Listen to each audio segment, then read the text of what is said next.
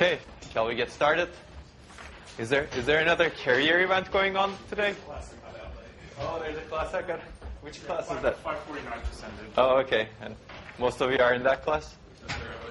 Fair.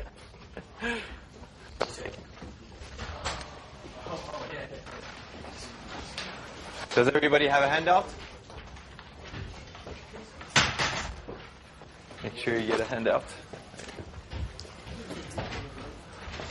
Okay, let's get started. So we will go in depth into pipelining, a topic which many of you have been waiting for, I think, today in Lecture 9. And I think we'll devote at least a couple of lectures to pipelining, depending on what issues and how much depth we want to cover. But before that, homework 3 is out. It's due February 27th, and you'll have fun doing a lot of microcoding and some pipeline analysis.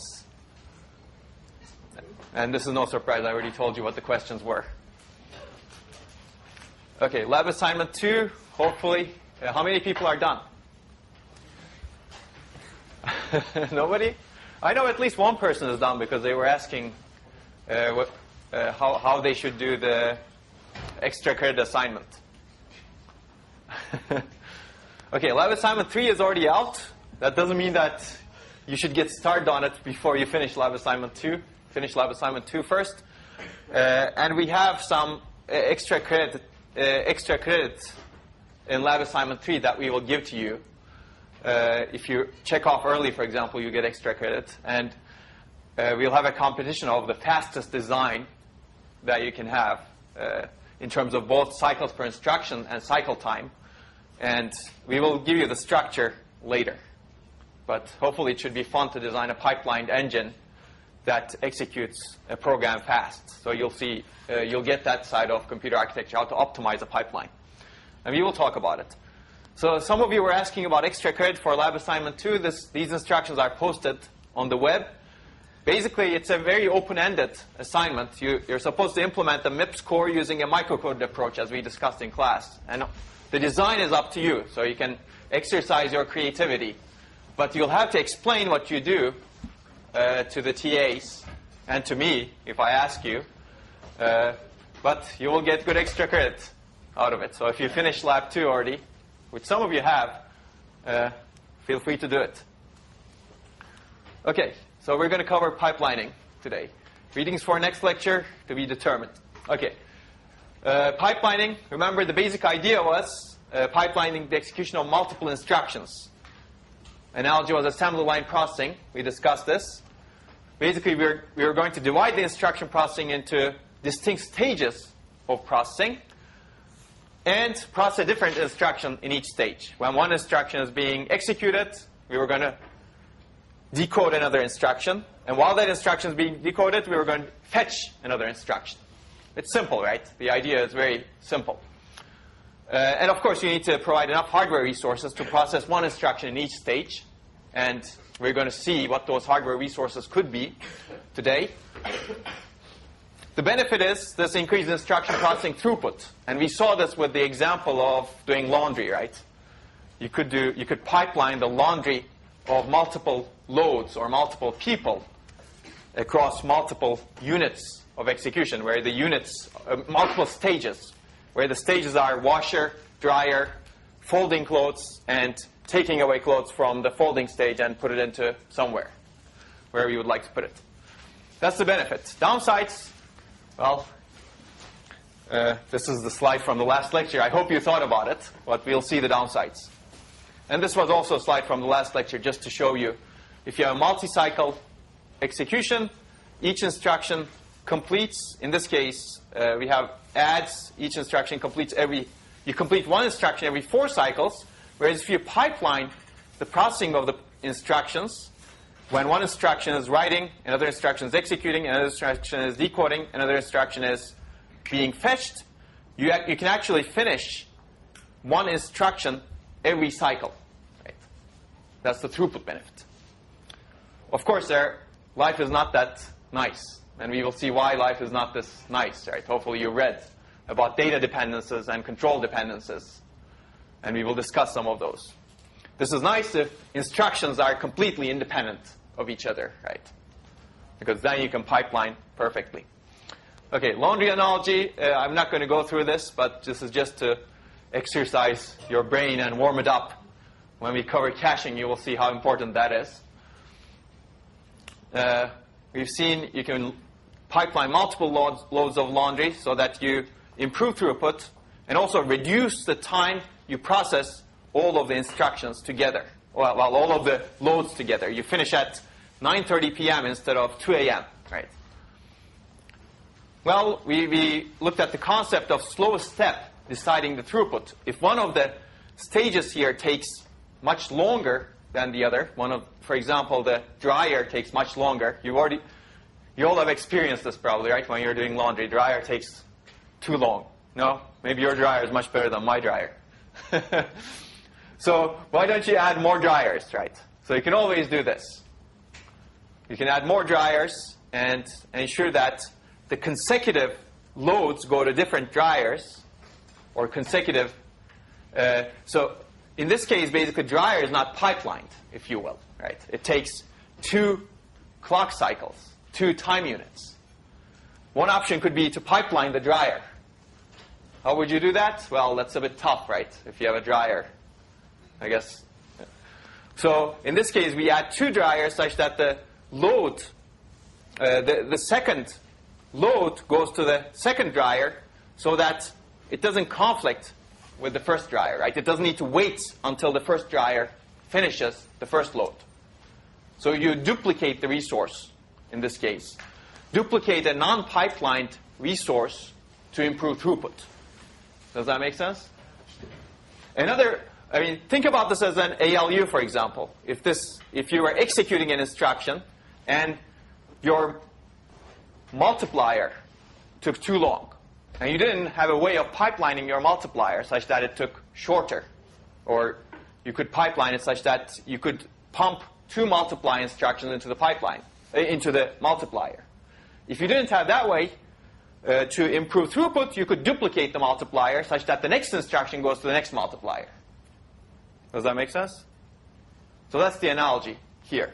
And we will see this when we cover multiple units. And you have actually a question in your homework that deals with this concept, if you will. Okay, so this is an ideal. If you look at this, this is actually an ideal pipeline. Why is it an ideal? Well, you already know the goal of pipelining. It's increased throughput with little increase in hardware, in cost. This is an ideal pipeline. Why is it an ideal pipeline? Because we're repeating identical operations. The same operations repeated on a large number of different inputs. Think about adds, for example. In this case, the operation is a load. You're doing the same things for every load, right? Okay. And also within each load, you go through this. What is this? This is the washer, dryer, folding, and putting it into the closet. So this is the same for every load. But think about instructions. Is that what you need to do in every instruction? Every instruction is different, right? Add is very different from memory, for example. A load. A load doesn't need to access, an add doesn't need to access memory. Which means that your pipeline will not be as nice as this. Right? Because an add will do something different somewhere here. It'll be fetched, decoded, but then it'll use the ALU. Whereas a memory operation, it'll be fetched, decoded, and it'll use the ALU, and also it will use memory. But add will not use the memory. So if you do pipelining, how do you take this into account? And if you want to put these instructions into the same pipeline, how do you take this into account? Okay.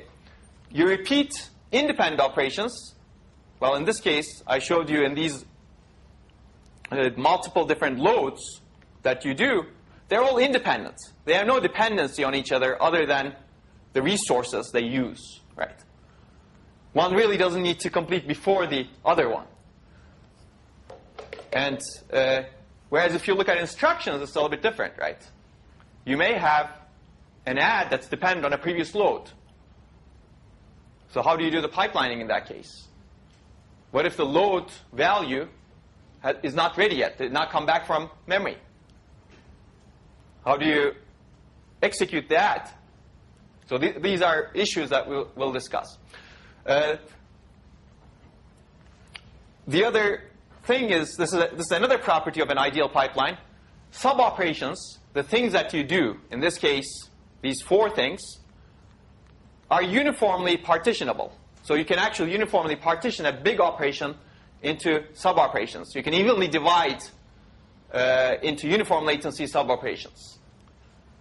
Well, we'll see very soon that this is not necessarily true in an instruction pipeline. Right?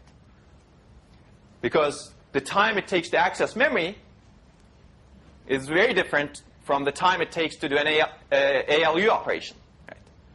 And even within an ALU, the time it takes to do an XOR is very different from the time it takes to do an add. So each sub-operation is not the same. Now, if that's the case, how do you actually design a pipeline stage that is balanced? And we'll see. Okay, these are good examples are automobile assembly line or doing laundry. Although there are issues with uniformly partitioning, even in an automobile assembly line. And maybe doing laundry also, right? You may not be having the exact same time, but we assumed the exact same time in the previous pipeline. Okay, so let's take a look at ideal pipelining. What are we really trying to do here? You're implementing the single cycle microarchitecture, right? That's essentially this. You have a latch, and actually this is the same latch in your case, and you have some combinational logic that processes the instruction as single cycle. Let's say it's t picoseconds.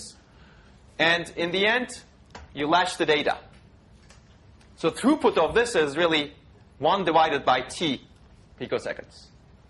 You get an instruction out every t picoseconds, right?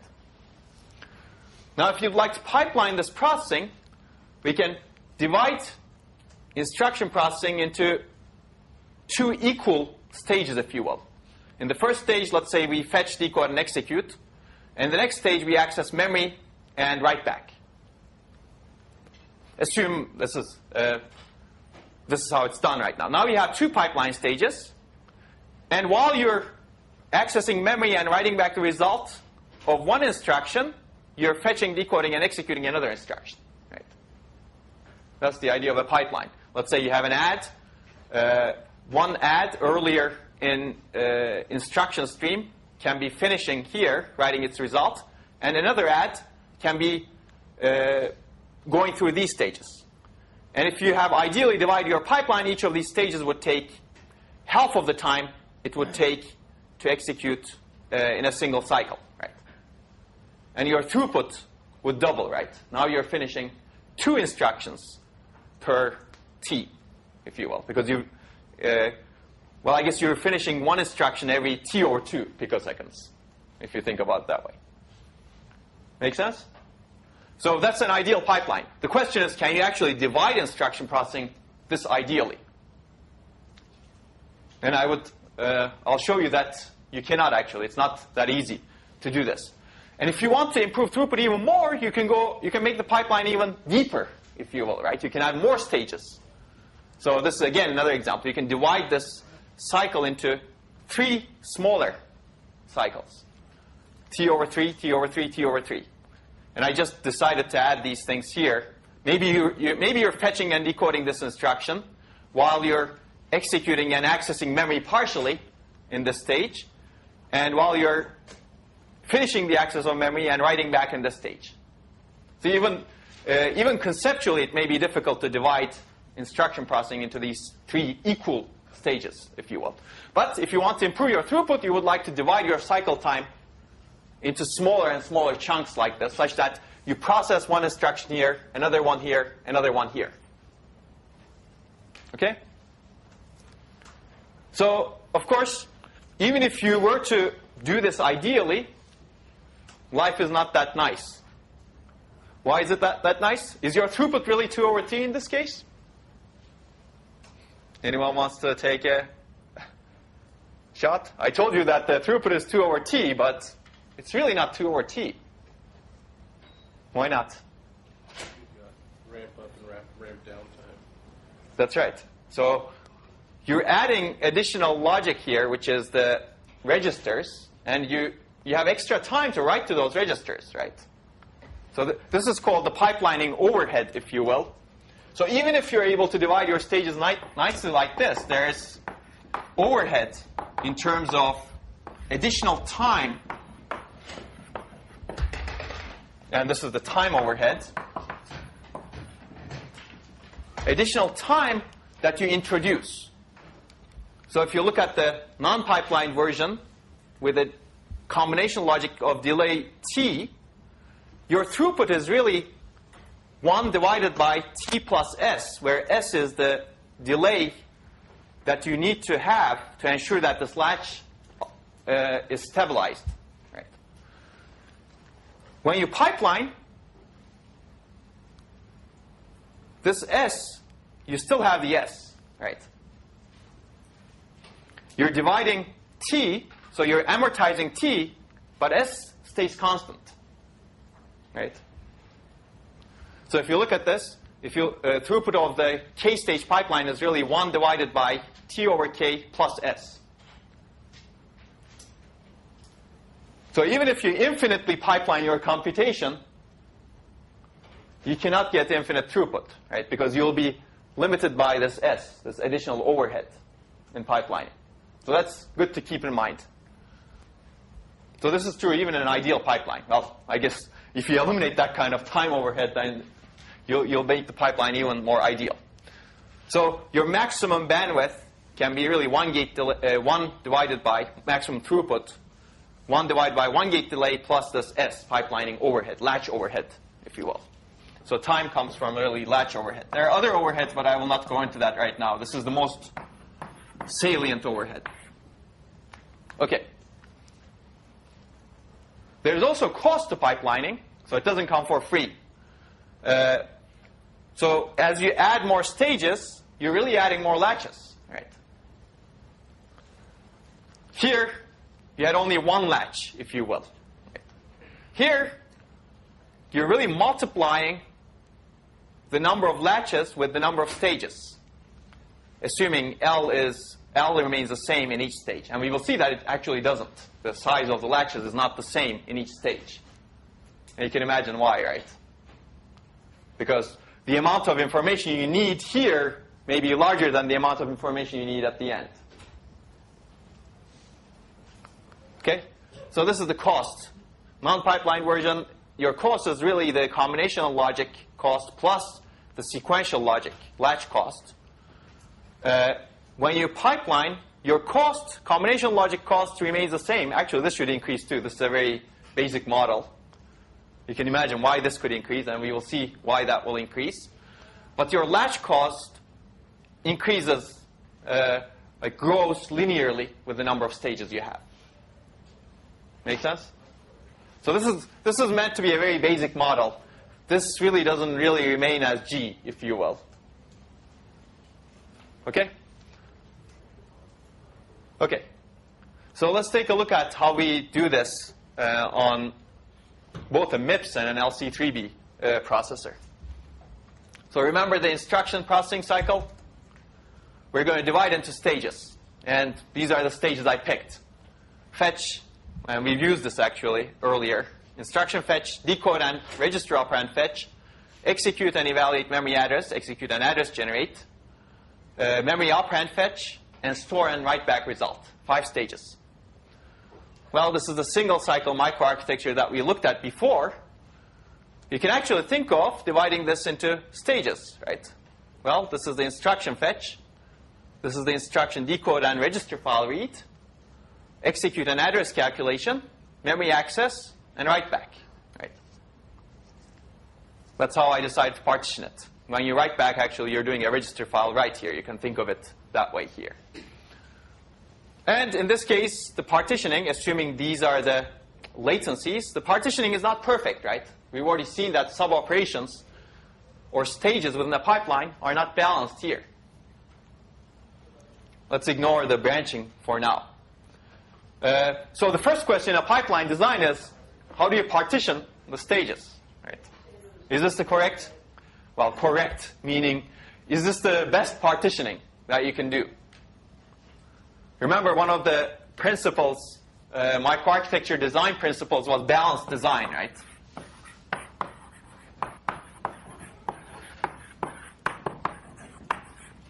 This design is not perfectly balanced because one stage here takes shorter amount of time. And we will see why this is bad. Well, this stage takes shorter amount of time, but you're fixing a clock cycle, right? What should your clock cycle be? It should really be 200 picoseconds in this case, plus the overhead of latching. So you will have the stage that would really complete in 100 picoseconds, but you're going to spend 200 picoseconds on that particular stage, which means that you're going to waste some time. Maybe another option is, if you can do this, divide the pipeline such that you have two stages here with an instruction fetch, where each stage is 100 picoseconds, right? And then you have two execute and address calculate stages. You divide it into two, and each stage is 100 picoseconds. Divide this into two if you can. Each stage is 100 picoseconds, and this is already 100 picoseconds. So you'll have 2, 3, 5, 7, 8 stage pipeline where your clock cycle is 100 picoseconds, if you can. You may not be able to divide that sub-operation so nicely, right? For example, how do you divide the instruction fetch into two pipe stages? You're accessing memory, and memory takes, let's say, assume that this is a one cycle, well, it's a fast memory. Let's say memory takes 200 picoseconds. Now you have to pipeline the memory somehow. And that may be difficult. So this is the fundamental reason why you cannot actually arbitrarily decide your clock cycle or arbitrarily balance your pipeline easily. Okay, so think about these questions. Why not different boundaries? Well, you could have different boundaries. You could increase your clock frequency, but then it comes at a cost. You'll have to be able to pipeline this. And even if you pipeline this, we will see there's another effect as you increase the depth of your pipeline, if you will. So I'm throwing some terminology at you. But pipeline depth is really the number of stages in a pipeline.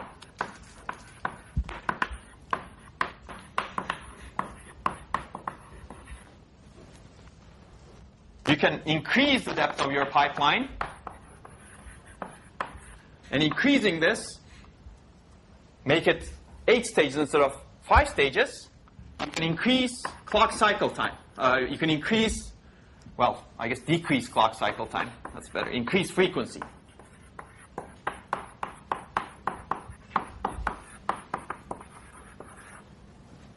Right? Of course, it'll be costly. You'll have to design the stages such that they're smaller now. Now, this sounds like a good thing, right? Great thing. You improve your clock cycle time. But remember, that's not the only thing that affects your performance. You guys remember the performance equation? What is execution time? We divide it into 3 components, right? One is, I guess, cycles per instruction times clock cycle time. Well, also the number of instructions. I'll put it over here. Times the number of instructions. As you reduce clock cycle time, we're going to actually increase cycles per instruction. And why? Because we will not be able to put the instructions one after another into the pipeline. So if all instructions are actually independent, you could increase your pipeline depth, which decreases clock cycle time, and you could keep this constant, right? You would be, ideally, your cycles per instruction is really 1, right? Because you would like to take out 1 instruction every cycle from your pipeline. So you would like to fill your pipeline, and 1 instruction should come out every cycle. But as you increase your clock cycle time, because instructions are not independent of each other, this will necessarily increase. Why? Because you'll have an add instruction, or let's do this. You'll have a load instruction and an add instruction that's dependent on it. And this add instruction cannot move forward in the pipeline because it needs value from this load. And this load may not have executed yet when you try to feed this add into to read its source operands, right, in the pipeline. So what do you do in this case? Well, this add needs to wait somehow, right? This add needs to wait until the load accesses memory and gets the data. Now, what does that wait mean? The pipeline needs to stop for a while until this load produces the data. Okay? So that's so stall is the pipeline doesn't move because the instruction that you're feeding into the pipeline needs some value that's not available yet. And because the pipeline stalls, now you're increasing your cycles per instruction. You're not taking one instruction out from the pipeline every cycle, right? Because you stop the pipeline at some point. This is waiting. Okay, so we will see how to implement this. But to get back to my point, you can decrease your clock cycle time by pipelining more deeply, but that doesn't mean that you will improve performance necessarily, because you could be stalling more, because you're dividing your execution into more fine-grained stages, which means that you're really increasing the likelihood that this add will be dependent on this load, because the load will be in one stage while an add will be in a closer stage where it needs the value from the load. Okay, so let's get back to this example. Assuming I've divided my stages this way, let's take this for granted for now. Let's take a look at the throughput of this pipeline, if you will. This is the I guess this is the single cycle processor design. Each load, if you will, takes 800 picoseconds, and you complete one load every 800 picoseconds, right? Because that's how the load flows.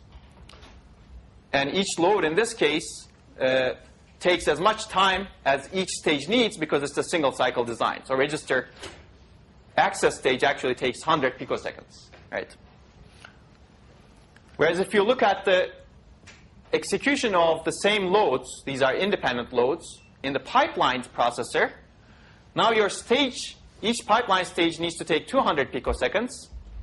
So you actually complete one load every 200 picoseconds. Right. Up there, we were completing one load word, every 800 picoseconds. But now we're completing one load word every 200 picoseconds. So the speed up or throughput improvement of pipelining is really 4 times, right? But we've divided the pipeline into 5 stages. You would expect 5 times improvement, right? Well, it's not 5 because of this waste.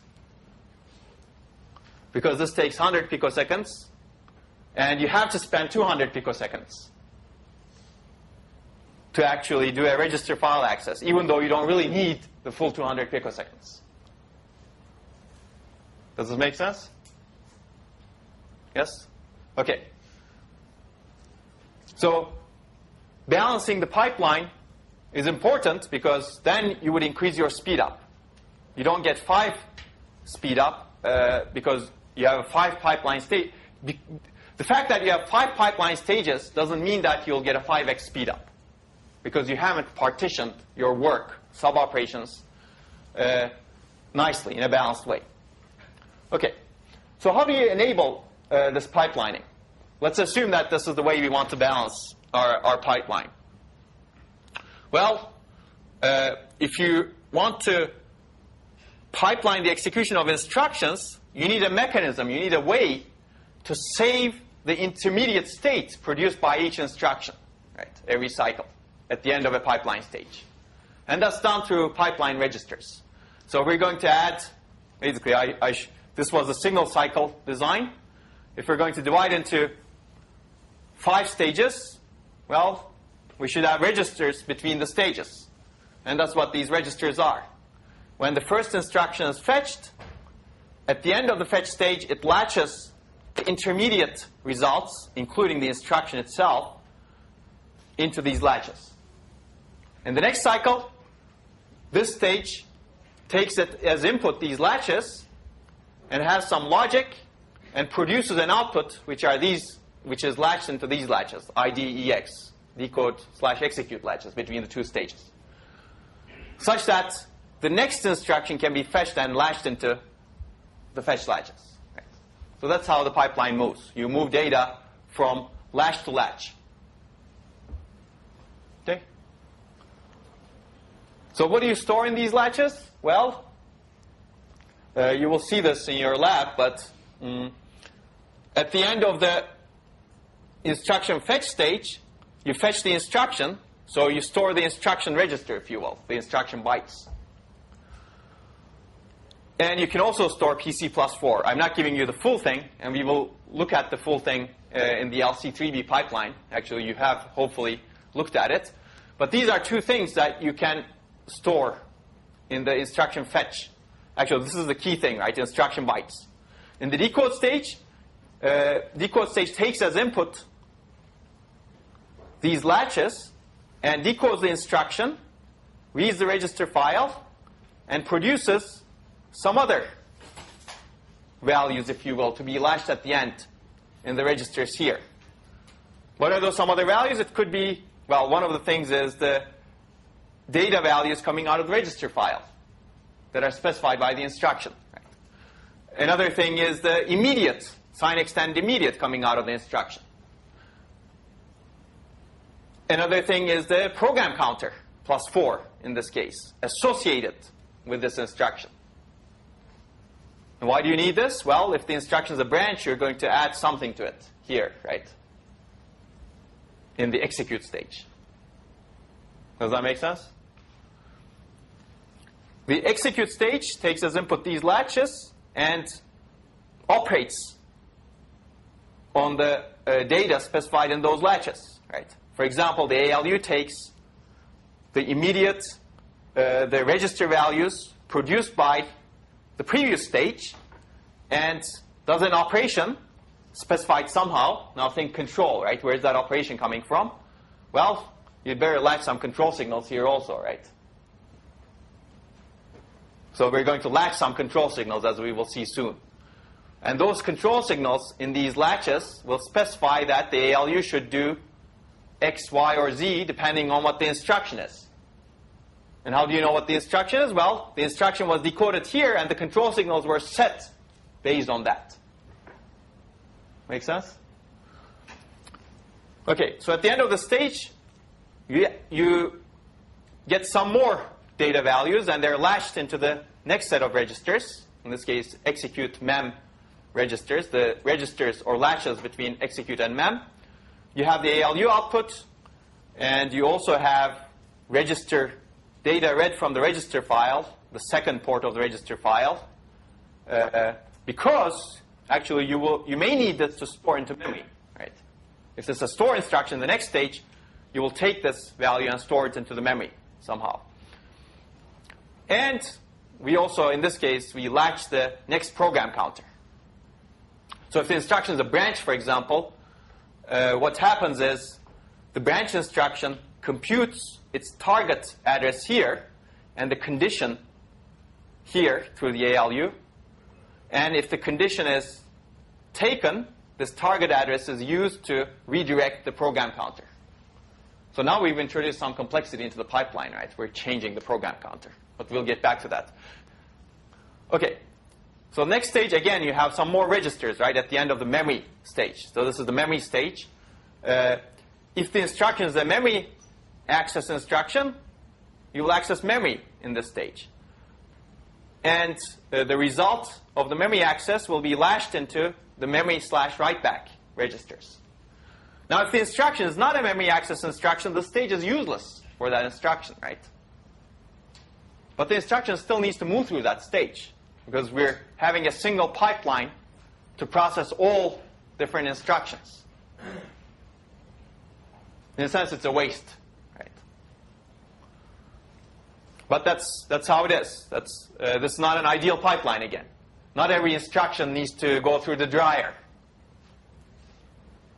Not every instruction needs to access memory, but you'll have to provide it, otherwise the pipeline becomes more complex.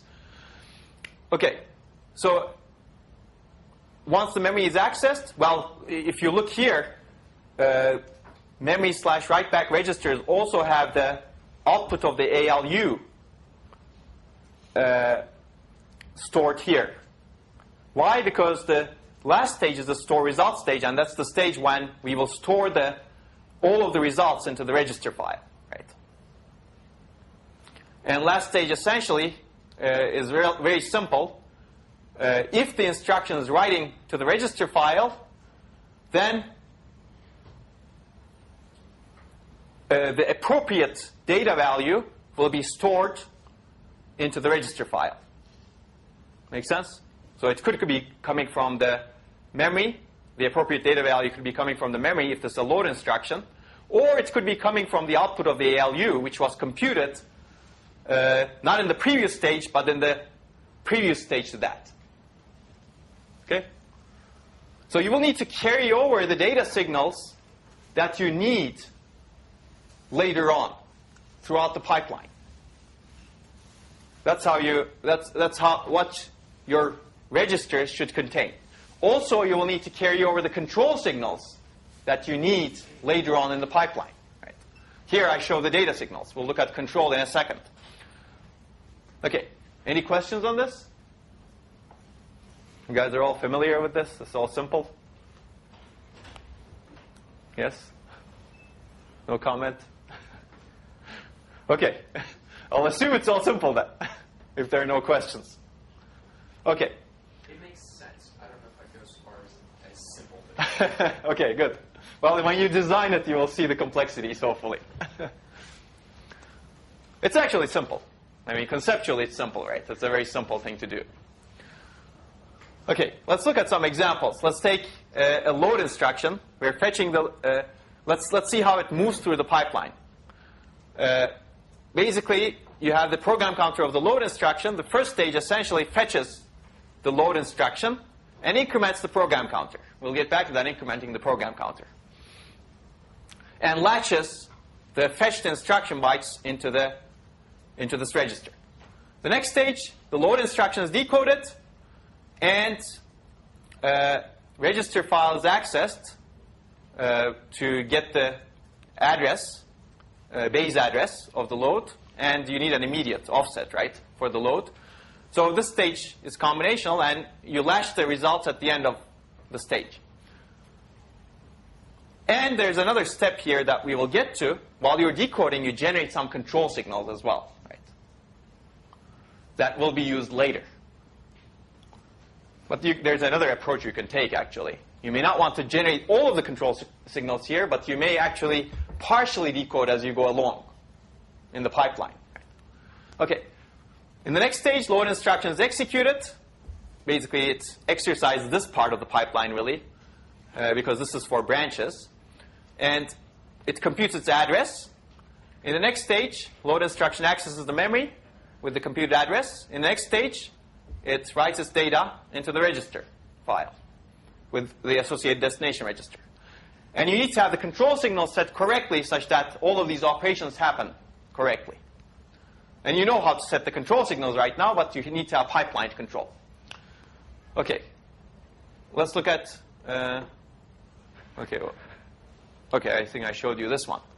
So I already told you that all instruction classes must follow the same path and timing through the pipeline stages, right? Of course, this impacts performance because a memory instruction, an add instruction really doesn't need to go through this pipeline stage, right? Okay. Let's take a look at load and subtract that are independent of each other together. Again, once the load is in decode stage, subtract is being fetched. Once the load is computing its address, subtract is being decoded. Once the load is accessing memory, subtract is being executed. Now you can do this because these two are independent, right? Subtract doesn't need the value produced by the load. What if the subtract needed the value produced by the load? Could you have moved subtract to execution here?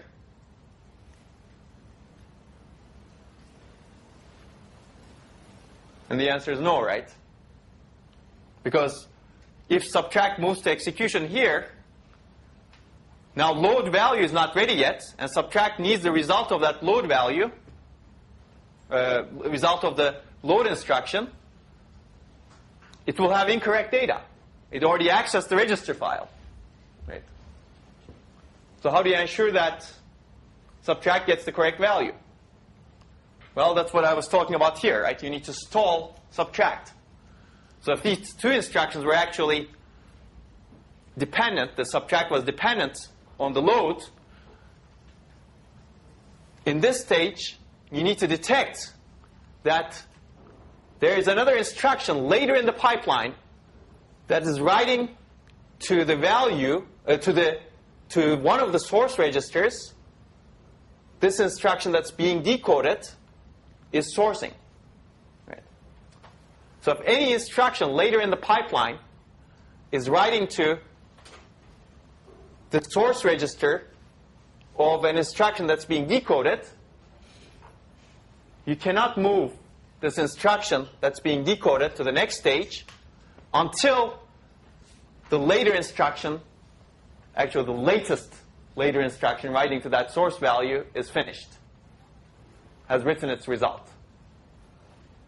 Right? Otherwise, you'll get incorrect execution, because if you move this instruction into the execution stage, what it will do is it will read a stale value from the register file. So you need to have a mechanism such that this data dependence, if you will, between the two instructions is detected and the pipeline doesn't behave incorrectly.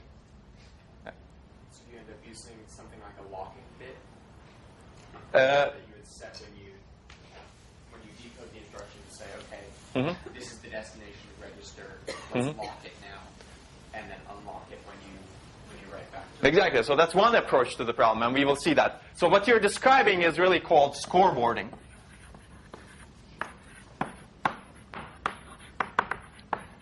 And now that we're on the topic, I'll briefly describe what that is. So when you decode an instruction, you can have a scoreboard here in the register file. Basically, 1 bit per register. Let's extend our register file with a valid bit and data. And this is your register 0, 1, 2, however many registers you have. Initially, all bits are valid, let's say. And if the bit is valid, that means that the data value is actually correct. You can safely source this data value. Meaning, there's no other instruction in the later parts of the pipeline that is supposed to write to this register. So the instruction in the decode stage can safely get the data value from the register file. If this bit is reset, that means the data value is garbage. Don't trust this. And don't use it. Because there is another instruction later in the pipeline that's actually going to write to this register. And this is the idea of a scoreboard. Basically, you keep a scoreboard of what's happening to each register in the pipeline. So when do you set and reset the valid bits now? Well, if you figure out, well, in decode stage, you know whether an instruction will be writing to a destination register. And you know exactly which destination register it is, right? That's what decode means. So once decode stage actually figures out that information. Let's say, in this case, this load word is writing to register 10, right? Let's say all registers are valid. Let's focus on register 10. Decode stage has logic that figures out load is writing to 10, and it resets the valid bit of register 10. Now, register 10 is not to be trusted by any other instruction that comes afterwards into the pipeline. So when does this bit get set? Well, when the load word actually writes to register 10. Right. It also sets this bit, saying that, oh, I've finished my execution, and I'm writing the data value to register 10. Now this value can be trusted. And any instruction that's here can safely source that value. Make sense? So that's the idea of a scoreboard. Now, how do you use that valid bit? Basically, if you have an instruction here,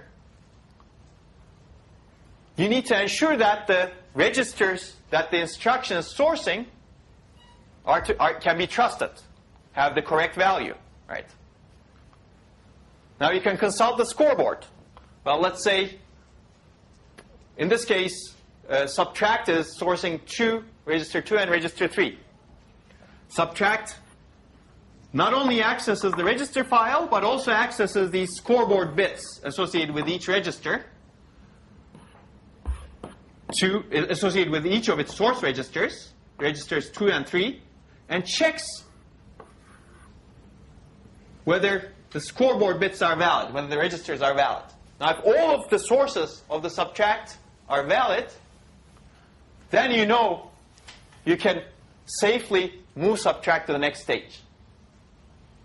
Right? If any source of subtract is not valid, let's say the subtract was sourcing register 10. In that case, subtract would read the scoreboard bit for register 10, see that it's 0 because this load that's in the next stage set it to 0, and it hasn't written back its result yet into the register file, because it will do so at the end, at the store result stage, write back stage. The subtract will see that one of its sources is invalid,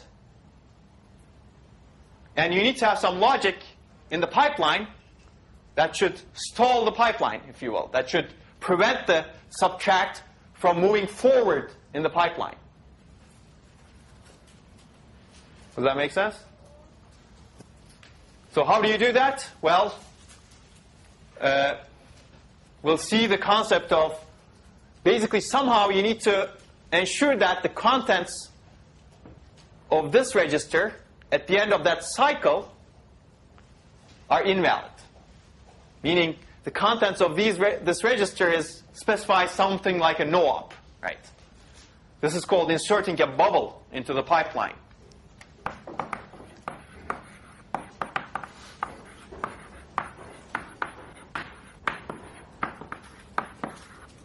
Because we don't want the subtract to move to the next stage. But then what should happen in the next cycle in that stage? Right? Because the load will be gone to the next stage. Because the load should continue. And subtract should stay here. And load will be here in the next cycle. What should happen in this stage, in the next cycle? Well, whatever happens better not affect execution. Right? So you need to somehow ensure that whatever happens here in that stage doesn't affect execution. And that's called a pipeline bubble. Which means that effectively you should treat the stage as a no-op. And how do you implement that? Well, one way of doing that is using the valid bits. Actually, in your handout you can see this easily in the LC3B pipeline. Now I have to turn this on.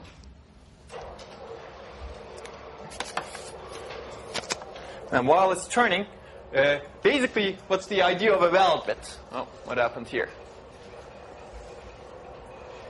basically each pipeline register can be extended with one bit, saying whether the contents of this register latch should affect execution or should not affect execution. If the valid bit associated with the pipeline register is set, that means that the contents of this register should not affect reset. That means the contents of the register should not affect execution.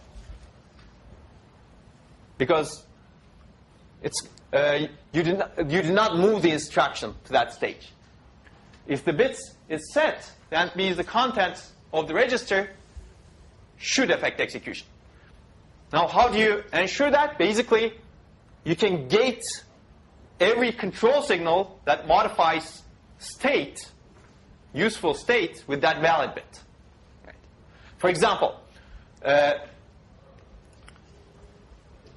what we did was, we had the load word here, and subtract was, we're assuming that the subtract is dependent on the load word, right? So load word moves here, and we insert a bubble in the pipeline. Now subtract is staying here, but now we have a no-op, which is specified by the valid bit in this register. In the next cycle, load word will move here, and the no-op will move here, right? And we'll insert another bubble into the pipeline because load word hasn't written back its result yet. Right. In the next cycle, load word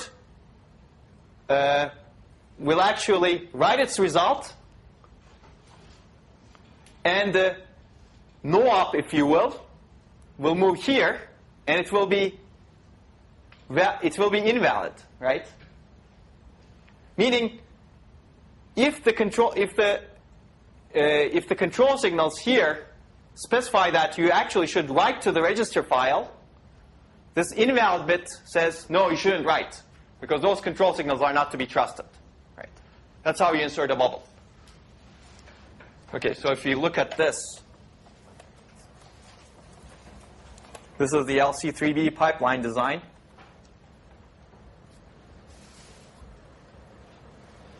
And it's kind of similar to MIPS pipeline design that we're looking at.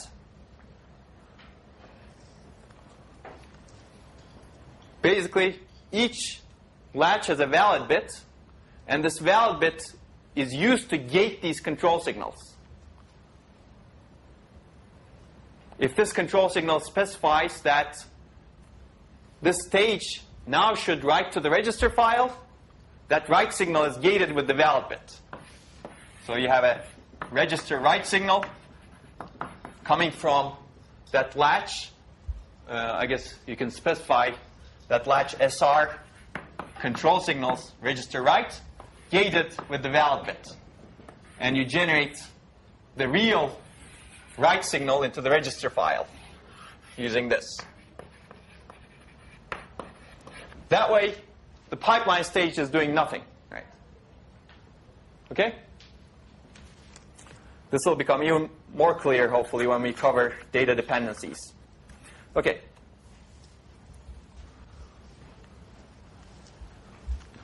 Okay, these are the independent load and sub. If things are independent, things move nicely, right? But you have to somehow detect dependence and independence. Okay. So if you look at the pipeline operation, if things are independent, this is what happens, right? Let's say these are the time cycles. While first instruction is being fetched, when the first instruction moves to the decode stage, the next instruction moves to fetch, and you fill your pipeline, if you will, at some point, and this is your steady state behavior. Right. At time T4, clock cycle 4, well, I guess it's really clock cycle 5, all stages are full. And if everything is independent, you'll keep going with a full pipeline like this. You could look at it from a resource view as well. I'll go through these relatively quickly, but if you look at the instruction fetch stage, at the steady state, when you fill the pipeline, that's what steady state means, each of your stages are fully utilized, right? Except at different times, different instructions use different stages, each stage. Okay? So this is nice, assuming you keep things independent. So how do you control this pipeline? Let's briefly talk about this. If you look at the control points are actually the same as your single cycle data path. Because you're doing the same things, right? They're not that different. You may need to add some more control signals, but the main control points are the same.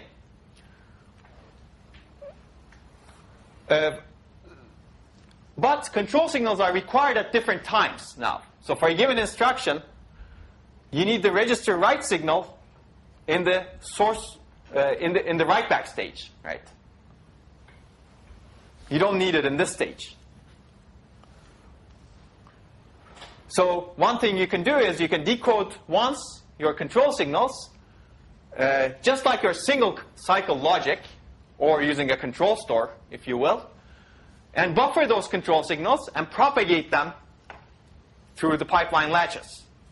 And use the ones that you need in each appropriate stage. That's one option to design the pipeline control.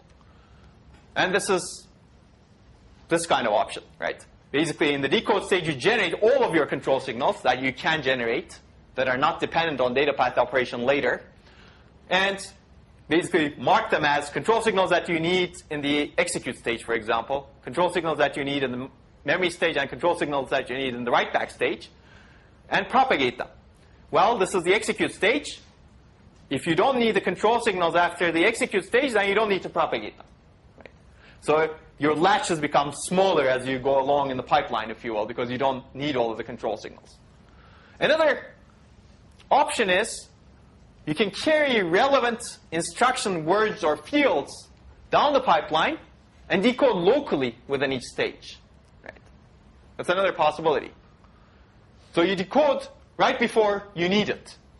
Here you're decoding for all stages later on. Whereas you could do partial decoding. You could decode the signals that you need only during execute here. And then you could have some more control logic here that decodes signals that you will need only in the next stage. And you could have some more control logic here that decodes the relevant words and fields to generate the signals that you need in the next stage. Right? That's another way of designing the pipeline. Well, which one is better? It's a trade-off. Exactly. It's a trade-off, right? If you're not decoding earlier, you're using more registers to pass the larger values along. So you're using more memory for speed up. Mm-hmm. Exactly. Yeah. It's a trade-off between combinational logic versus sequential logic, right? You're using more registers if you're decoding early everything. Well, if you're not decoding, if you're partially decoding as you go along, you're using more combinational logic, or maybe not necessarily more combinational logic, but it could be more combinational logic, right? Here. So one disadvantage of decoding everything early on is your register widths actually are not balanced in the pipeline. So your pipeline becomes less regular. Whereas if you actually decode as you go along, you can balance the pipeline better. But again, that could be difficult because you have different amounts of combinational logic in each stage as well. Yes? Why does the width of the pipeline registers matter from a balance perspective? I mean, doesn't a register just consist essentially of a set of, a sequence of flip-flops? Mm-hmm. And shouldn't they function independently? So shouldn't it not matter how many you have in terms of performance? So in terms of performance, it doesn't matter. But what matters is when you lay out this pipeline on the chip, now you may have white space, right? Because this register is much wider. And actually, these can get very, very wide. As you will see in the LC3B pipeline, some of the registers are huge, right? Actually, the LC3B is a toy pipeline. But with today's pipelines, these registers could be very large. So it's really a matter of layout. Okay. Okay, pipeline control signals. Well, this is the real picture here, if you will. For example, you generate the control signal for register write that I told you about here, and you propagate it as the instruction goes along. You never use it. Well, actually, we will see why you will use it. You never use it in this version until the write-back stage. Right? And at the write-back stage, you use this value or control signal to actually control the register file. Okay, so if you look at let's go back to LC3B pipeline. These pipelines are all similar, really. The basic principles, fundamentals do not change. Is this looking good?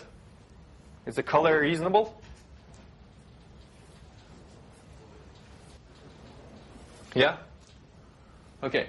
So if you look at this pipeline, basically we've broken it down in a similar way. Fetch, decode, address generation and execute, memory and store result, write back.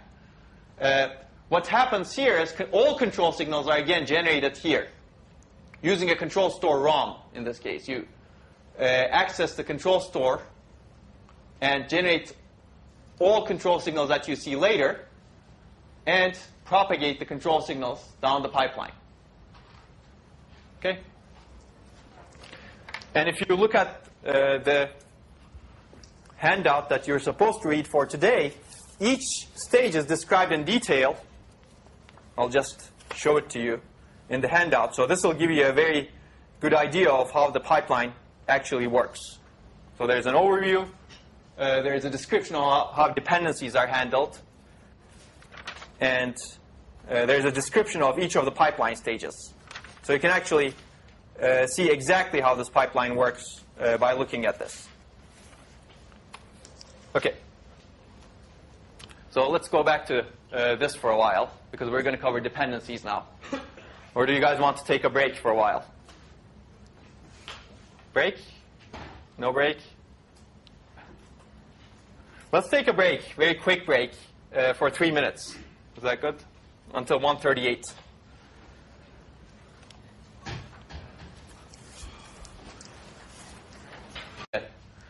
Remember the slide? We talked about the ideal pipeline. You want identical operations, the same operation repeat on a large number of different inputs. You want independent operations, and you want uniformly partitionable sub-operations, if you will. But we don't have these in an instruction pipeline, right? For example, different instructions do not need all the stages. You don't execute identical operations in the instruction pipeline. And forcing different instructions to go through the same multifunction pipeline leads to some issues. One is external fragmentation. Some pipe stages are now idle for some instructions, right? And that not only wastes power, but wastes opportunity as well.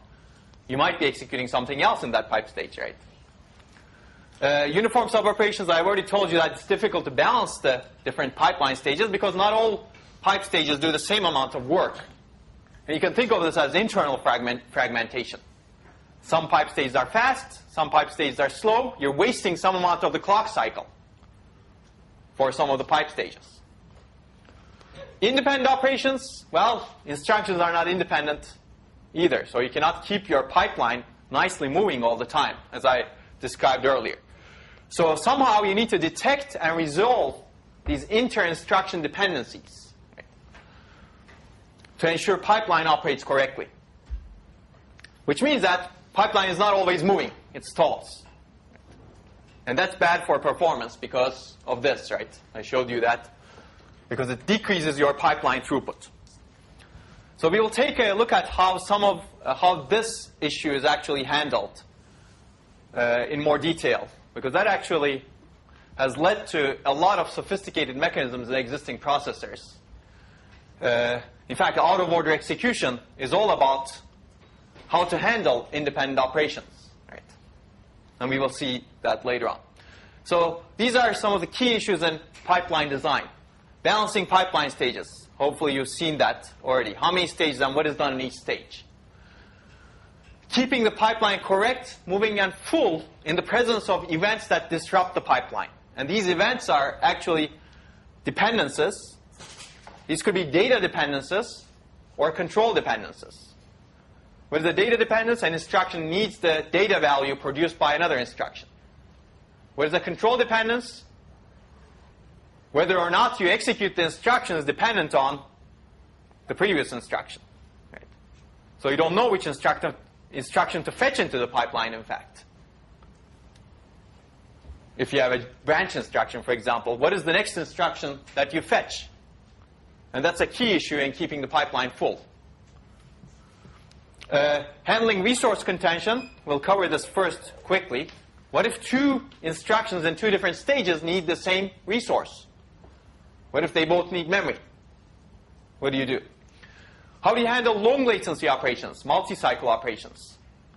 If everything is complete in a single cycle, I'll go back to the LC3B pipeline since it's easier to go back to here.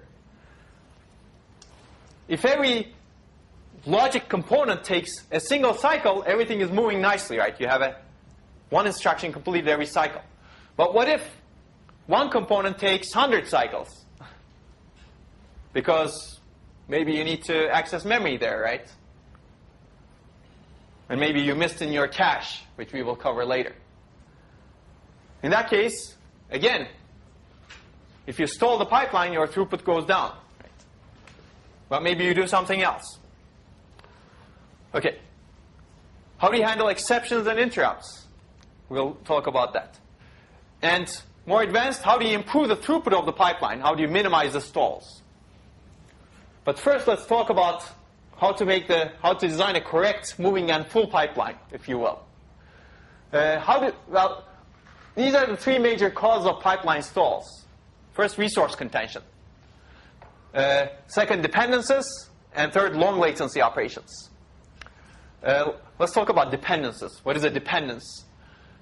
These are also called dependencies, if you will. And your textbook calls them hazards.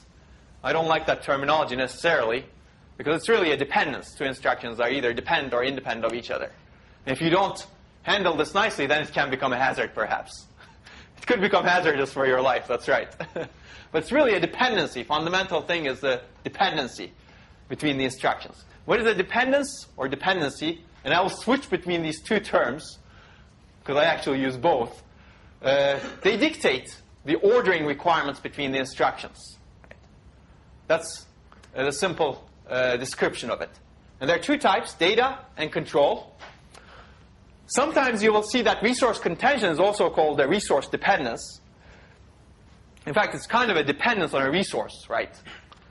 But this is not really fundamental to program semantics, right? It's really a part of the implementation. So we will treat it separately. It's really a contention for a resource. You can eliminate this dependence very, very easily, right? Okay. So when does this happen? Well, the resource contention happens when you need the same resource in different stages. How do you solve it? Well, you can eliminate the cause of contention. That's the first thing. You can duplicate the resource, or you can increase its throughput. Right? For example, in the pipeline that we looked at, well, in this pipeline also, we need to access memory in the fetch stage to fetch the instruction, and also this stage, memory stage, needs to access memory as well. Right? So there's a resource contention here. How do we solve it? Well, we can duplicate the memory. In this case, we can have instruction memory versus data memory. Separate the memory, I-cache versus D-cache. One other thing we could have done, actually, have a single memory, but multi-ported. Right? You could actually have something, let's call it the cache here, if you will. Not I-cache versus D-cache, but cache itself. And both stages can have connection to that. And memory stage could be accessing one port, and the instruction stage, instruction fetch stage, could be accessing another port. Make sense? This is not normally done in a pipeline design. Why do you think it's not normally done?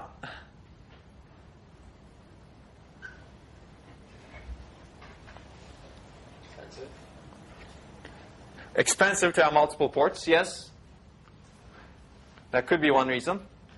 There's another reason in a pipeline design in particular.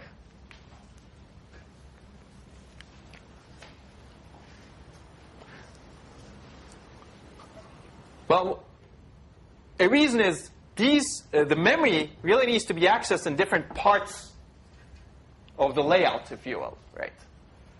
So you need to route the wires nicely to that unified memory if you actually keep it unified. Whereas if you separate it, now wires stay local. Right? And that's one of the reasons why we separate instruction and data cache.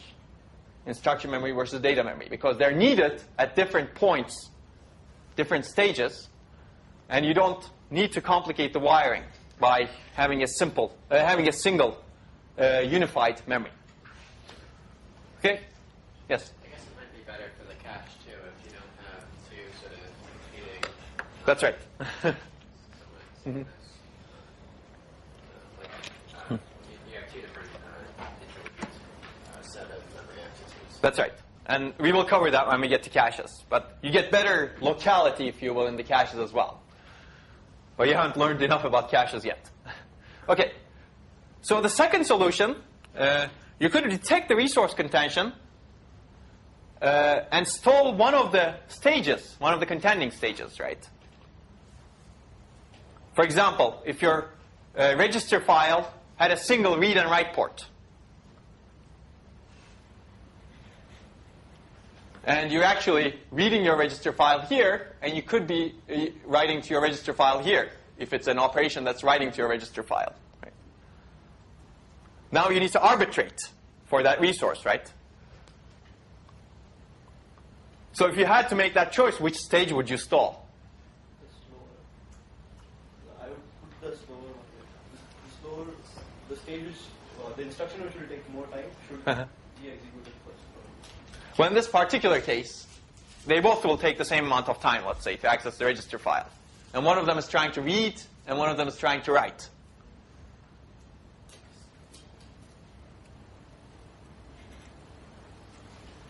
Yes? Do the write first. Yes, you could do the write first so that you can keep the pipeline moving, right? In that case, because otherwise your pipeline will not move. And even if you read here, even if it's independent, maybe there is nothing to put here because these pipe states are already full. Right? Okay? Okay.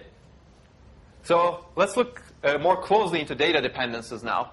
There are three types of data dependencies: flow, output, and anti-dependencies. Flow dependencies are called also true data dependence. This is a read after write dependence. Maybe I'll show you this with a picture. Okay, this is better. This is a flow dependence. Basically, the second instruction, the next instruction, or some other instruction that's coming, a later instruction is sourcing a value produced by a previous instruction. It's called read after write. This is the only true dependence, if you will. Anti-dependence, well, it's a write after read dependence. In a sense, a later instruction is writing to a register that's read by a previous instruction. Right? In a sense, it's not really a true dependence, right? This later instruction is really not a dependent instruction. But this could cause problems as well if you're writing to registers at different stages. An output dependence, in this case, or if you're reordering instructions, right? For example, if the compiler is reordering instructions, it cannot place this instruction before this one, right? In that sense, there is a dependence between the two instructions. Output dependence is two instructions are writing to the same register. Again, you cannot move this instruction before this instruction because you'll change the semantics. It's also a write after write dependence. So if you look at these, this is the only true dependence. These anti and output dependencies happen because you don't have enough registers in your architecture, right? In a sense, this R1 has nothing to do with this R1. The values have nothing to do with each other, right? You're producing a new value and placing it into R1 because maybe you have nowhere else to put it. Similarly, this R3, these two R3s have nothing to do with each other, the values. Here, the values Well, they have something to do with each other. The value in R3 is really needed by this instruction, because that instruction really needs that value. So these two dependencies are, in a sense, false dependencies. And they're also called false dependencies. And they are there because you don't have an infinite number of registers. Now you remember why we don't have an infinite number of registers, right? These are anti and output dependencies. Well, first of all, you cannot specify an infinite number of registers in an instruction, right? Register identifiers. Second of all, how do you build it? Okay. So flow dependencies are the dependencies that are fundamental to a pipeline. The others are easier to eliminate them. Okay, which ones actually cause stalls in a pipeline machine? Well, for all of them, we need to ensure when we design the pipeline, the semantics of the program are correct. Right? We cannot order. Well, in this pipeline, everything moves in order, but we cannot order this instruction before that instruction without fixing something. Flow dependencies always need to be obeyed because they constitute true dependence on a value, and I already told you this.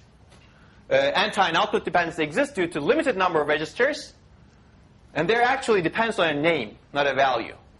And we will see why this is important when we talk about out-of-order execution. So you can actually eliminate these dependencies by renaming the registers. Okay? Okay. So how do you handle, in this pipeline design, how do you handle anti and output dependencies? Well, as long as you write to the destination in one stage and in program order, there's no problem, right?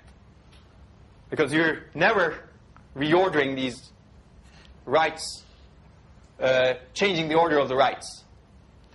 Flow dependencies are more interesting because they are the ones that cause the stalls, as we've talked for a long time. And there are four ways. I've given you actually one way, which is the stall using scoreboarding. But there are actually multiple ways of handling them. Maybe there are 5 ways, actually. Maybe there's 4 stale now. Okay. Well, I've given you one. You detect the dependence. And once you detect the dependence, using a mechanism like that, for example, scoreboarding, you stall the pipeline. And actually, if you look at the LC3B pipeline, we clearly specify there is a dependency check logic here that detects the dependence in a different way than scoreboarding. And we will see that. Actually, what it does, what this logic does, just to warm you up, it takes inputs from all of the later stages, from other stages, if you will, here. Actually, let's go a little bit more in depth. Well, what does it take?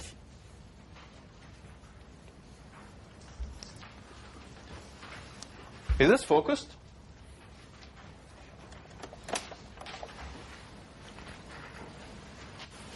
Oh. Okay. I don't know how that happened, but okay, that's better. Let me zoom in so that even if it's not focused, at least you can see what are the inputs to this logic. So it takes from the later stages the destination register IDs, which registers the later stages are writing to, and whether or not those stages, each of those stages are actually writing to the destination register, because they may not be writing, right? They may have an instruction that doesn't write to a register, and checks whether the stage, well, what else does it take as input? The source register IDs of the instruction in this stage, whether the instruction is actually valid, because if this instruction is not valid, then you don't want to stall the pipeline, right? Because it's a bubble anyway. Whether this instruction in this stage actually needs the source registers, and ignore the branch here for now. And what it does is it compares the source register ID. If the instruction here needs the source register, it compares the source register ID with the destination register IDs coming from the later stages.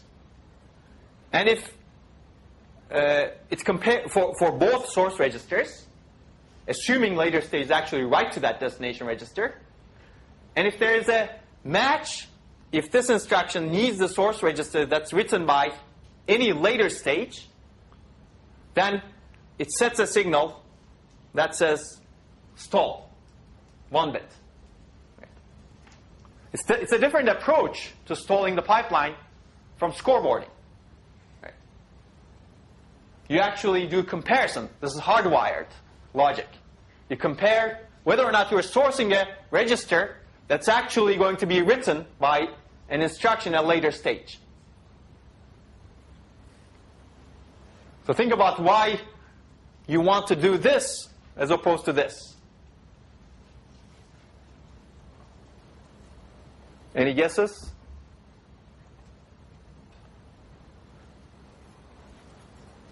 Yes? Maybe if you don't want any more flip-flops for the storage. Yes. Okay. So that could be one reason. But there's another reason. Go back to these dependencies. Remember, we have 3 types of dependencies.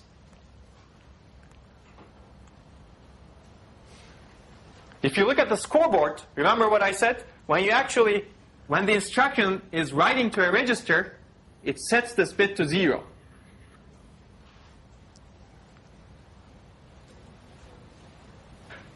So what happens on a write after write dependence? I guess if you're not reading, again, you can move that instruction, right? Maybe there's nothing. Okay, go ahead. It'd be hard to know when to clear it. It'd be hard to know when to clear it. Yeah, because if you have 2 instructions that want to write to it, you have to make sure that that you don't clear it after the first one is done writing, because you still have another one that's going to write to it. But you do the writing at the end, right? So there's no problem with that. You write to the register. Oh, I see. Yes. So what? Exactly. It should be an integer that can take on non-zero value. Exactly. So now I understand what you're saying. So this logic becomes more complicated if you actually have these other dependencies, right? Like write after write. Because if there are multiple instructions actually writing to the register, let's say you have an add writing to register 2, and another add that comes later writing to register 2. Right? This add sets the scoreboard bit for register 2 to 0. The next add reads the scoreboard bit, and it doesn't need register 2, let's say, and it moves on. But now, when this add is in its store result stage and write back stage, does it set the valid bit? It shouldn't, right? Because there is another add in the pipeline that's also writing to R2. So this scoreboard needs to be extended to handle other kinds of dependencies. Right? Make sense? Because otherwise, this add, the first add, when it writes back its result, it would set this bit. And another instruction, let's say you have a load instruction that comes later, R2, can now move into the pipeline, and get the result of this add, but not this add. Right? So somehow you need to extend this. And you can actually tag the instructions and extend it with the tag to handle write after write dependencies. So in this case, you're really not relying on a scoreboard and complicating the scoreboard that way. Okay. You're actually checking whether the instructions are really dependent on what's going on in later stages. But you have to check every stage that comes downstream. Okay. So that's detect and stall. I have a couple of slides related to this, but I think I already described both of them. Another way of handling flow dependency, well, detecting the flow dependency and forwarding the data to the dependent instruction. Do we actually need to stall? Say it again? Often, no. If you have, for example, instruction in the execute stage. Mm-hmm. Have another one at I plus 1. Mm-hmm. And the one at I plus 1, when it was in I, wrote to value C. Mm-hmm. Say the one that's currently in I and execute wants to read from value C. You can Yes. extract the value from the register after execute to the, Mm-hmm. to the ALU, and it's not installed. That's right. Yeah. So the idea is, if you have an instruction, let's say if you have an instruction that's dependent on a later instruction, if the later instruction generates its result earlier than it stores it. Right? So you really have the result of the instruction available. For example, if the instruction is an ALU instruction, you really have the result of the ALU instruction available right here. Right? But if you stall the pipeline until this instruction writes its result into the register file, it'll take a long time to keep the pipeline moving. So the idea of forwarding or bypassing the data is to detect that a later instruction is dependent on a previous instruction, and if the data value is already ready, bypass that value through the pipeline to the later instruction. And we will see how it's done.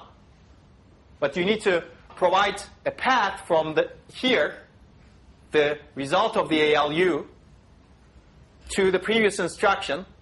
And the previous instruction now doesn't need to take the value from the register file, but it takes the value from this bypass or forwarding path, if you will, that you add to the design.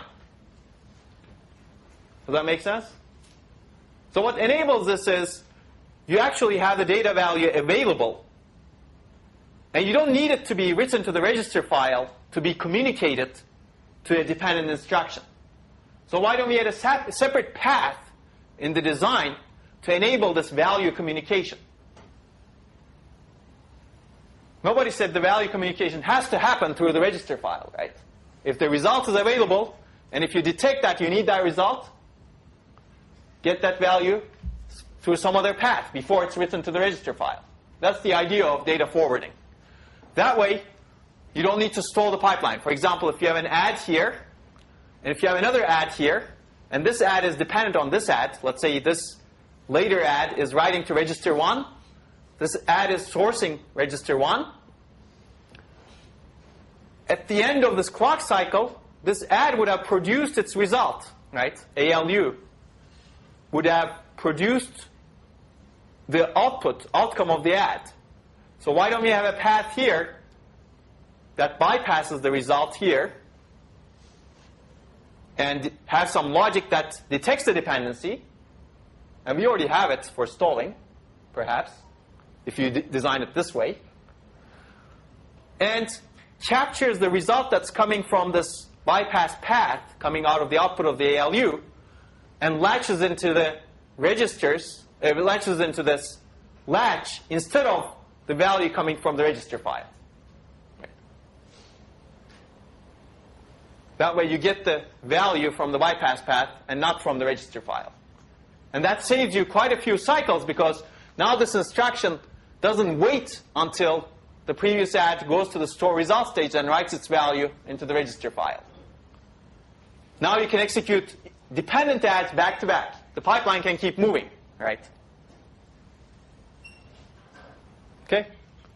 So in the next lecture, we will take a look at how this is actually implemented. Probably we won't get a chance to get to how this is actually implemented in the design. But in your design, in your lab design, you will need to implement this forwarding. Now you can imagine how easy it is to implement, right? Basically, well, let me give you... How did we do this? Let's see. Okay, there's another one. Basically, what you need is this. I'll redraw the ALU here. Well, this is our ALU. And let's say this is an add that's writing into R1. And this is the instruction decode register file read stage. And you have an add here that's reading from R1. You can ignore the other things. They're irrelevant to the discussion right now. The source of this add can come from, let's say, source register 1, can come from the register file, or can come from the output of the ALU in the next stage. And now we add a mux and latch the value saying this is the source register 1 value. Before this mux didn't exist. We took the value out of the register file. So how is this mux controlled? Well, I guess source register 1 here equal destination register, well, let me say, what are the name of these latches? This is the address generation execute latch, right? AGEX. AGEX destination register. Then you would like to pick that, right? And also, of course, this instruction should be writing to that destination register, right? So you'll need some more logic here. But assuming that the instructions are actually writing, then this is the logic you need. But that's not the only logic you need, because this instruction may not be writing to that destination register, right? So it's more complicated than that. But we will see that in the next lecture, because there may be another instruction that's writing to the register here. But you want to take this one, right? You really want to take this value coming out of this ALU. Okay, so this is the notion of a bypass or forwarding path. You forward the value through the data path when it's available. Now, this add, when it moves to the next stage, you can move this add to this stage because you actually captured the correct value through the bypass path. Because you got the dependence correctly. Okay? We'll cover this more. So, a completely different approach is eliminate the dependence at the software level. Right? Why do we have to deal with all of this in hardware? We designed a pipeline machine. Why not say, software, this is our pipeline. Ensure that the pipeline doesn't stall. And how does the software ensure that? Software puts enough independent instructions such that when an instruction gets to this stage, when it needs its registers, the registers are actually valid and available. Right?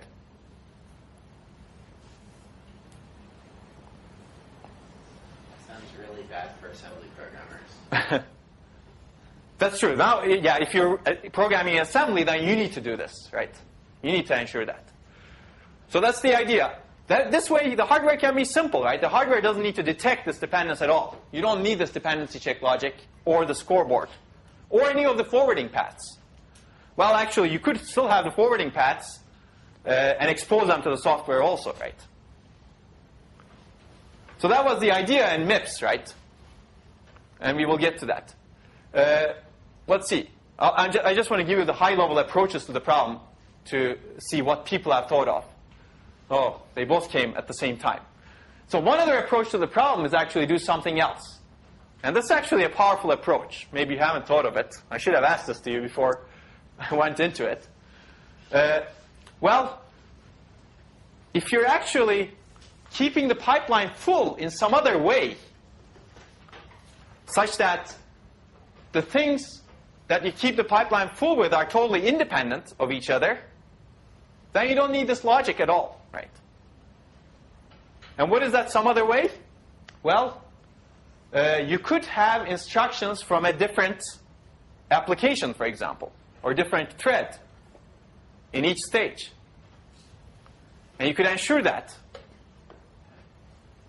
Now that adds cost in some other ways, right? But this is the idea or notion of fine-grained multi-threading. And there have been processors implemented this way. For example, Sun Niagara is a processor that does fine-grained multi-threading. Every cycle, you fetch from a different thread. Well, what do you need for this? Well, hopefully you have multiple program counters to be able to fetch from different threads. Hopefully you have multiple register files separate for each thread. Right? But that way, you don't need to handle the data dependence in a pipeline machine. And you get throughput in a very different way. Right? You're not getting throughput from a single thread or single application, but you're getting throughput by executing instructions from different applications in parallel in the pipeline. And that's a very powerful approach that simplifies the design in some ways and complicates the design in some other ways. But in Sun Niagara is a design that does it currently. If you look at Larrabee, Intel Larrabee, that if you have heard of the term, I guess it doesn't exist right now, does it? It's supposed to exist. But that's also another machine that was designed with fine-grained multi-threading. If you have the threads, that's great, right? Another approach, we're staying at the high level, we'll go back to the low level of how to actually do this later on. Why don't we actually guess the value? Right? So here you have an instruction that's dependent on an instruction that's in a later stage. And you cannot move the instruction. You've detected the dependencies, but the value is not ready. Let's assume that this is not the kind of dependence you have. Let's assume the value is not ready. The instruction is accessing memory later on. How do you... One way of solving the problem is actually to predict. Let's say you have a load here, loading into register 1. And let's ignore whatever is here. And you have an add that's sourcing register 1. If you want to make this add move to the next stage, you can predict what register 1 will be, what value will come into register 1. This is the idea of value prediction.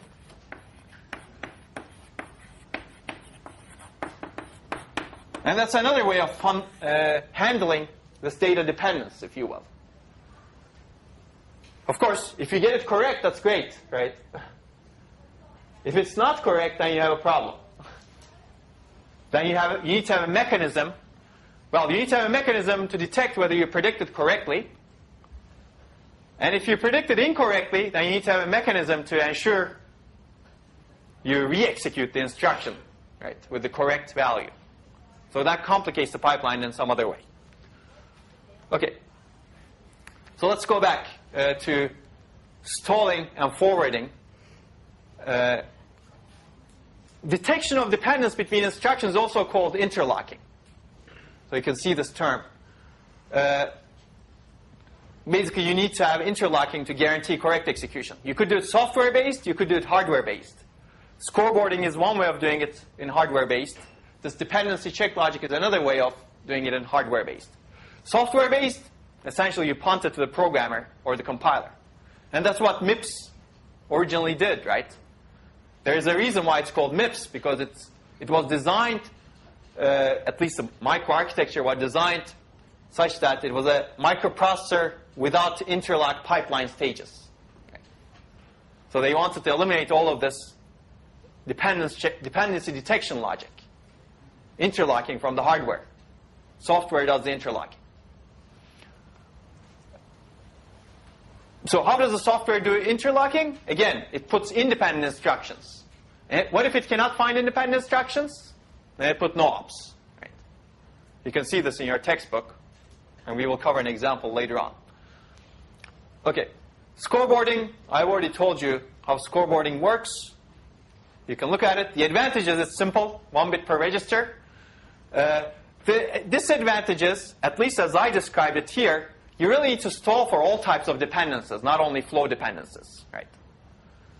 That's because with the version I described here, there's no way to distinguish which add is going to write to a register, right? If they're both writing to the same register. Okay? So basically with scoreboarding, an instruction in decode state checks if all its source registers are valid, and it also checks if its destination register is valid. Otherwise, you need to extend the scoreboard. You can also do it combinationally, as we see here with the dependency check logic. Basically, you have a special logic. Advantage, now you don't need to stall on anti and output dependencies. You could design the scoreboard such that it doesn't do that also. Disadvantage, the logic is usually more complex than a scoreboard. And actually, the logic becomes more complex as we extend the pipeline and as we make the pipeline superscalar. So what is superscalar, you're going to ask? That's the idea of having multiple pipelines, executing multiple instructions in parallel. So I guess let me briefly cover at the high level right now. So what I've shown you is, fetch, decode, execute, memory, write back, right? This is doing it for a single instruction. But you could actually think of doing it for multiple instructions in parallel, right?